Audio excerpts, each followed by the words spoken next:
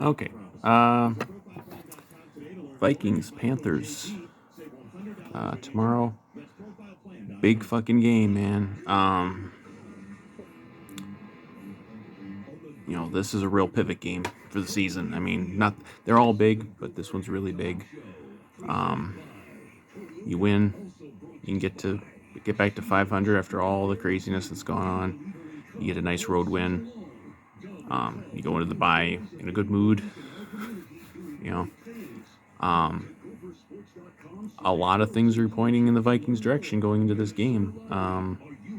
The big one that just came out, I think it was already kind of officially he wasn't going to play, but Christian McCaffrey is on IR again, so he's not going to play.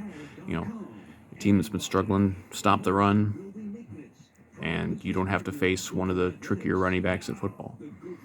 I'm sure they have decent enough backups, but they're not as good as Christian McCaffrey, so you don't have to face him. So that's big.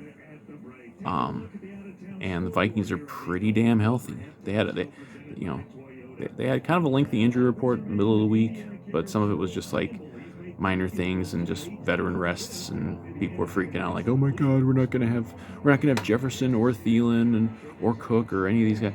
It's like the only guys really of note that aren't going to play are Michael Pierce, which we knew about, and I think there was one other guy who was kind of noteworthy.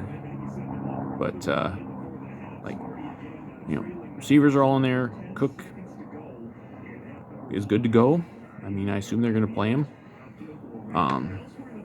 Maybe they'll do a little more of like a 50-50 with him and Madison. We'll see. But Dantzler's off the COVID list. He was on that for last week, and they didn't have him out there. They got him back out there. I'm certainly in the camp that thinks he should be playing over Breeland at this point. And that's not because I want Breeland's you-know-what in my you-know-where. Yeah.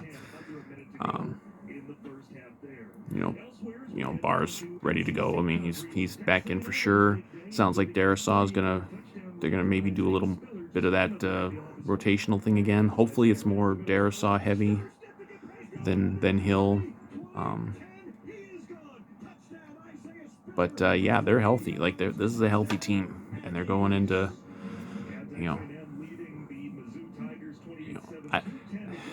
it's hard not to call it a must-win again because it kind of is. Like they're must-wins at this point. With these, I don't look at this post-bye schedule as this absolutely impossible gauntlet. I mean, I think sure, they're tough games, but I don't look at like hosting Dallas as impossible. I don't look at hosting Green Bay as impossible. I don't look at even going to Baltimore as impossible, although that's probably a loss. Let's be real.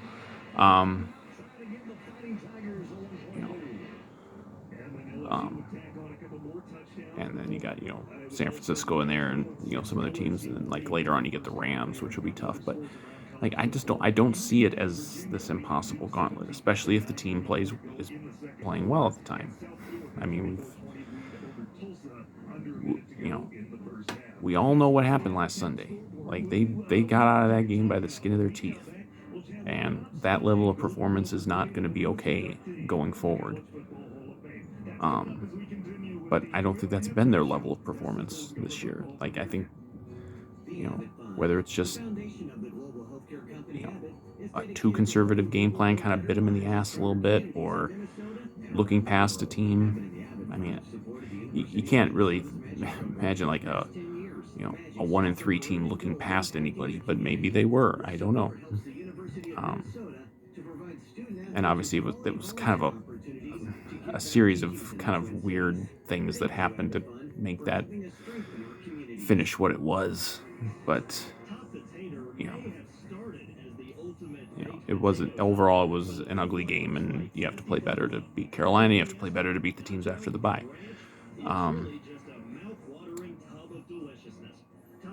And Zimmer's talked about, one of the big talkers has been how this offense really struggles after halftime in games. Zimmer's talked about figuring out ways to solve that problem. People get on Zimmer like they think he wants this offense to not score points because he wants it to be a defensive game. Sure, he loves his love is defense, but I'm sure he'd be perfectly happy if the Vikings offense put up 30 plus every game. Like I don't think he would be at all opposed to that. I mean, and there's certainly things they can do to force the issue a little bit more. I mean, I know that some of it last week was you're facing a bad team. You have a lead. It's the second half. It's kind of Zimmer's mo of, hey, let's just you know not even like play it conservative. Like sometimes playing safe is the smart call. Sometimes it's overkill. I think there were certainly some times last week, especially before the end of the first half, that was talked about. There were times when it was very much overkill. Like you're overdoing it, playing it safe. Um, and hopefully that's not going to continue. You know, I don't think you know I don't think Carolina's going to put up you know a ton of points on you, but you probably are. I mean, you're going to have to score more than 19 points to win this game. Certainly, you're going to have to score more than that in some of these post bye games. But yeah, like, I think they're going to play well tomorrow. I think they're going to play a crisper offensive game. Um, Obviously, I'm hoping Darasaw's out there primarily, and see what kind of effect that has. You got your star running back healthy. Receivers are healthy. You know, it's a road game, grass, all that stuff. But I mean, like, and of course you almost lost to Carolina last year, at home. But I mean, that was like very different Carolina team, very different Vikings team. I don't know how much you could even take away from that. Of course, that was that game where they scored like 2 defensive touchdowns on like back-to-back drives or something.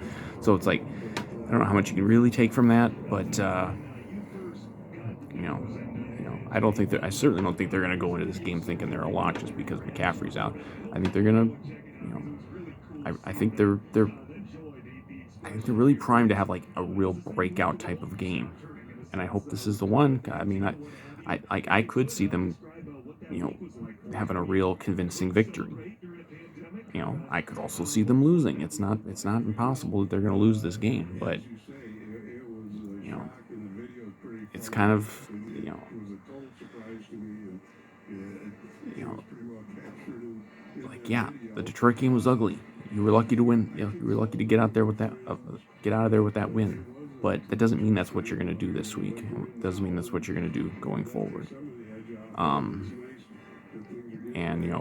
that game did nothing to shut up the Fire Zimmer rabid dogs. They're still fucking showing up in my comments. Like, I don't want to hear from you people. You got nothing to say that I haven't heard before. And everyone was mad. Like, I've never, absolutely never seen this fan base angrier after a win than they were last week. And I get it to a degree that it was an ugly win, that it shouldn't have come down to that, but it was a win. Like, just accept the fucking W, accept that it happened, and just move on. Like, it's like it's the fucking white man can't jump thing. You'd rather look good and lose than look bad and win. These people would. I mean, I don't care. W's matter. Like, you can take away something from if you play well and lose, but it's a lot more helpful to win games if you're playing bad, and that's all I care about. And that was ugly. That was a very ugly win, but it was a win. It was a win. No one else has to ever apologize for ugly wins except for the Vikings for some reason. But then they also get absolutely no credit from these same people if they play well but lose, like Arizona. So it's you're screwed both ways. But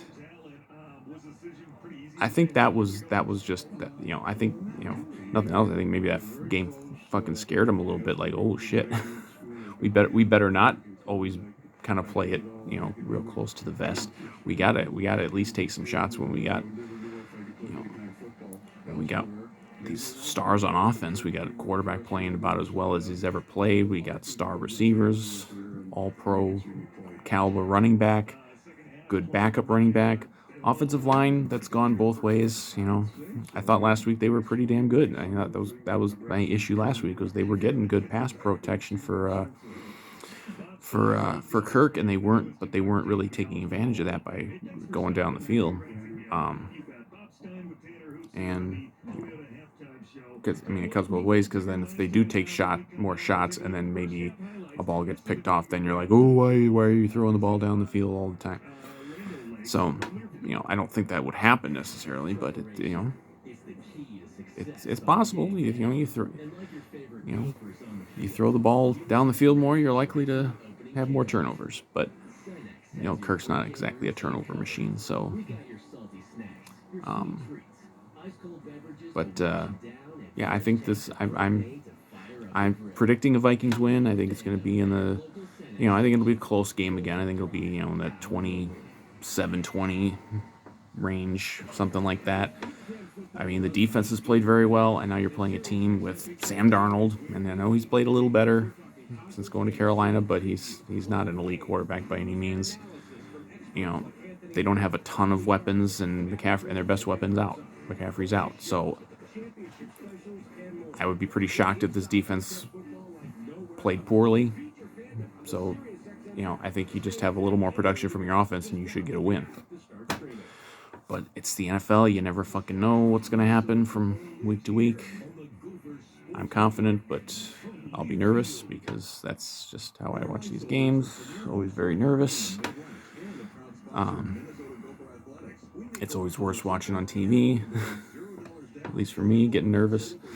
Was able to be at the game the last 3 weeks, so when you're around another 60,000 people getting nervous, then you're not. It's not quite as bad, but yeah, it'll probably be an anxious 3 hours. But I think we're gonna get the win.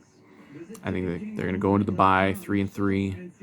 Obviously, we wish we would be better than 3-3. We probably should be better than 3-3. But I was kind of looking at the NFC standings. It's top heavy with there's 4 or 5 teams right now you could probably pencil in for sure playoffs. Dallas, Tampa, Green Bay will get in in some capacity. Cardinals and Rams probably. Those are like the 5 that I would say are for sure.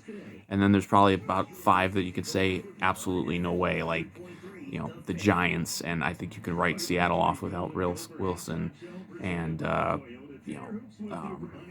Detroit you can write off, and probably the Giants, and there's 1 or 2 other teams. So like there's really you're fighting for if you're thinking wild card, and until we catch Green Bay, you have to be thinking wild card. But so it's like you're fighting with about 5-6 teams. About 5-6 teams in the mix for like 2 spots. That's how you got to look at it. So you got to be better than those teams, and we play some of those teams still down the road. Obviously, Chicago and San Francisco we play, and a couple others. So the fate of the Vikings is still very much in the hands of the Vikings, I think, and I think their best football is ahead of them, and I think they've played for the most part some pretty good football this year. It hasn't reflected in the record. I'm sorry, it hasn't. But I think I'm sorry. I agree with Zimmer. I think this is a pretty good team, and I think they're gonna do a lot better following the bye than the doomsayers want to believe. But most important thing is you got to get this win in Carolina to kind of pull into the bye 3-3 and calm down for a week. Calm down for your bye. Get everything going. But I mean, they're healthy. I think they're going to be very motivated to come out and have a really good game after last week. They're playing a team that's kind of already fallen off, that doesn't have their best player. It's a road game, but I really think they should get this win. and I think they will get this win, 27-20, something like that. Skull.